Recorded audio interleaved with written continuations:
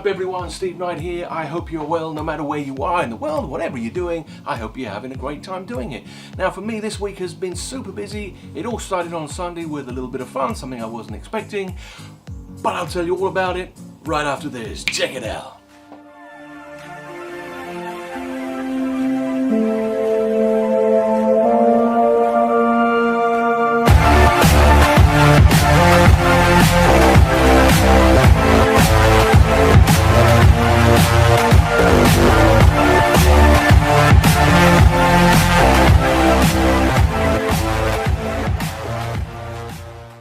Hey, and welcome back everyone. Now like I said at the very beginning, it's been a busy week so far. We're only on Friday for me and I've got the weekend ahead.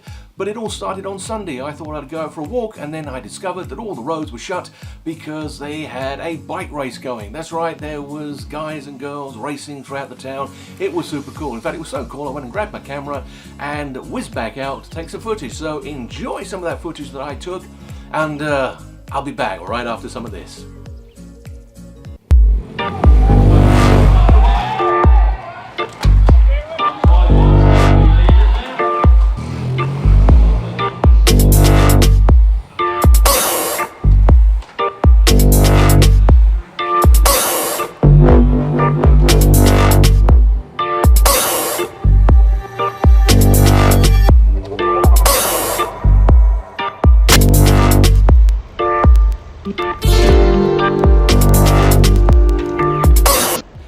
Notice that there's a different background. It's not the usual sort of window vista with the yellow blinds, which looks really cool and I like it.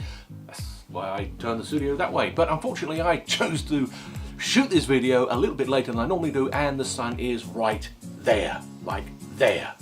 And the sun is right in my eyes, which is why I'm probably squinting a little bit. Oh, hello, I look kind of Chinese. No, I'm not being rude. Just looking squinty because eyes, sun and eyes. Yeah, you get the idea. So anyway, the studio is turned and flipped around the other way, so unfortunately you're looking at a white background and not the nice pretty sort of vista that I'm looking at right now. See, normally I'm looking at the white sheet, and that is a sheet behind me. Yes, it's not a wall, it's actually a sheet, which means I can actually put different colour sheets up. Yeah, maybe I'll do that next time, put a different colour sheet up. That'd be different. Yes, maybe I'll do that. Maybe a black one. No, it'd be too dark. You wouldn't see me, just my shirt. I'm rambling. Never mind.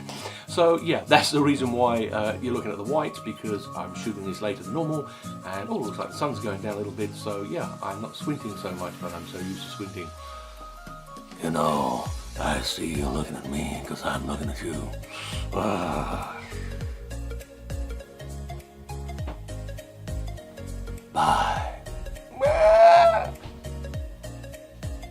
Right, well, we're ready to do a little unboxing. Now you'll notice that the studio has changed around again. That's right. That's because the sun has gone down and it's not so bright, and I can actually turn it around the way it suits me better and gives me a bit more room, and you can see what I'm doing a little bit better. So there you go. We turned the studio around all in the same shoot. Not bad. And this, by the way, is episode 10. Cool. So enough waffle, let's get on with my new purchase, and I'll tell you why I've got this in a moment as soon as I open this. And carefully not to cut my fingers. I'm rather fond of them. So let's, whoop, there we go, that's that. And yeah. Oh, there it is. Hidden away nicely inside. We don't need that. Inside. Big box for a small box. Let's check this out. Oh, that's nice. Wow. That is nice. Oh, I like that little carry case. Now you might be wondering what this is, so I'm going to tell you as I open it, because even when I open it you probably won't recognize what it is, and it even comes with instructions. It is an easel. An easy easel. Why you need instructions for an easel? Well, I have absolutely no idea, but they have provided some. Maybe some people need instructions for an easel. So let's have a look. Quick unwrap here. That's nice. Go on that. And yay, here it is. Well, I won't open it up fully, but you get the general idea. That is the easel, and oh, that's nice. That's a little bit that goes up and down. So, and obviously this bit sits in the front here, like so, and rests on some legs like that. And then you would put your picture here, held in place by this thing, which I'm assuming has, yep. Oh, that's rather quite nice. So there it is. This is the easel. Now, why do I need an easel? Well, it's for a brand new magic effect. Get this out of the way, that's better. It's for a brand new magic effect that I'm working on, and I wanted to have something that would hold a board up so everyone could see it instead of lying the board up against a table, a chair, or something like that, which really wouldn't look very professional. I wanted to look really professional, and so I bought an easel. Cool. Now, what else are we going to talk about? Let me think. Ah, yes, magic. That's a good idea. It's a magic channel. Yeah, let's talk about magic. I've spoken about everything else, so magic it is. Now, it seems to be quite popular, all the magic that I'm doing. No, let me rephrase that. All the magic that I'm teaching. I know I've only taught a few tricks at the moment, but I'm getting a lot of feedback from folks, and thank you very much for your feedback. I'm getting it in person, I'm getting it through emails. I really appreciate it. So I thought I'd do another one this week. We'll do something a little bit different. So let's get into a magic tutorial. Magic, I like. Let's do it. I sound like Arnold Schwarzenegger. Do it. I'm going to do magic. Yes. I will terminate the cards. Yeah, just watch the magic trick.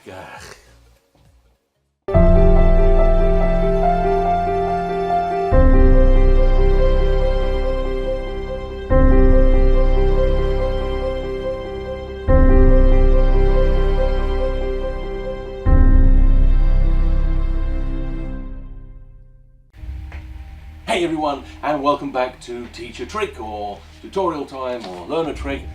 Whatever you want to call it, that's fine by me. Now this is really a nice, powerful, mind-blowing piece of magic. And I do mean mind-blowing because you are going to mess with people's minds. It uses a little bit of card magic and a little bit of mentalism all thrown into one. All you're going to need for this is a deck of cards, a notepad, and a pen. That's it.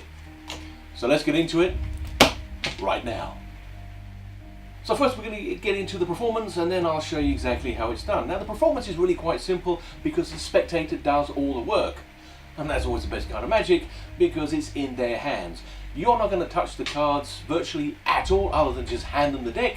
They're going to do all the work. So let's see how it works. So you're going to give the spectator the cards. They can take the cards out of the box, or you can do it for them, and tell the spectator to give the cards a shuffle. Now they really can shuffle the cards. It doesn't matter how much they shuffle, or how little they shuffle, or what kind of shuffle they do, it doesn't matter. Then you're going to tell the spectator to deal cards down onto the table, and they can stop wherever they want, and that's exactly what the spectator's going to do. Now I'm acting as a spectator, and I'm just dealing cards off at random. I'm not counting. They can go in clumps of 2, 3, 4s, and they can stop wherever they want. The moment they say, well, I'm going to stop right here, you say, perfect. I knew you were going to stop right there because I had predicted it ahead of time. In fact, so much so that I wrote the prediction down in this notepad.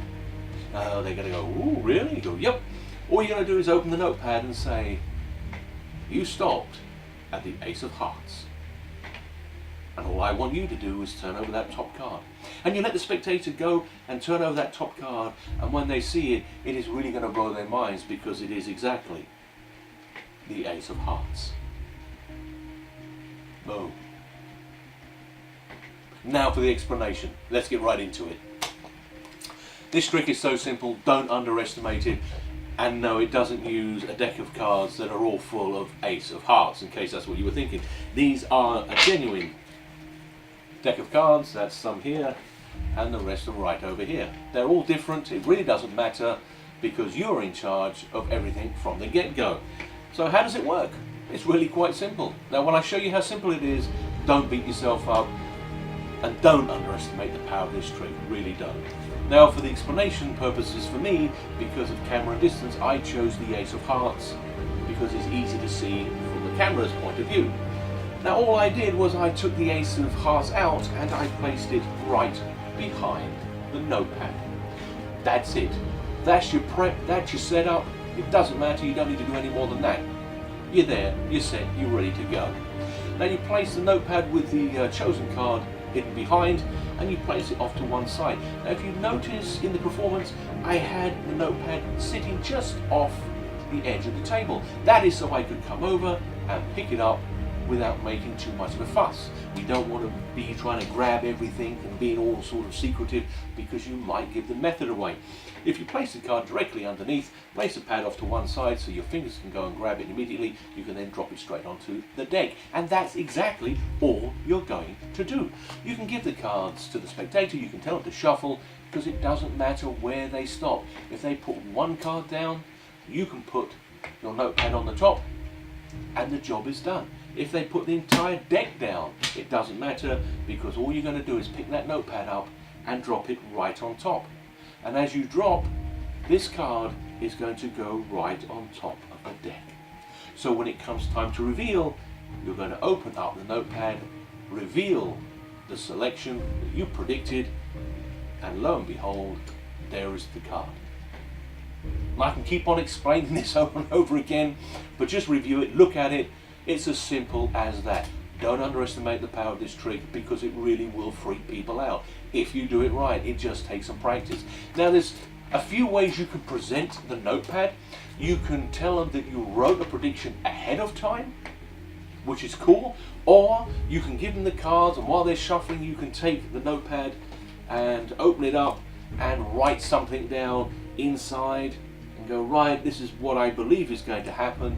You close the pad up and you're back down here. You have to remember, if you do that and you have the card already behind, you don't want to be flashing that, so you want to be keeping it down and then opening and then just writing something with your back turned to them. To me, that's too much huff and fuss. I'd much rather have it set to one side already and just tell the spectator I wrote something down ahead of time, knowing where you were going to stop. That's powerful enough. It's the fact that you reveal the card from a complete normal deck of cards, that is what's going to freak them out, because they could have stopped anywhere. Well folks, that's it. That's the end of this tutorial. I hope you enjoy it. Do give it some practice, because it is a great trick. It really is. And I'll see you next time.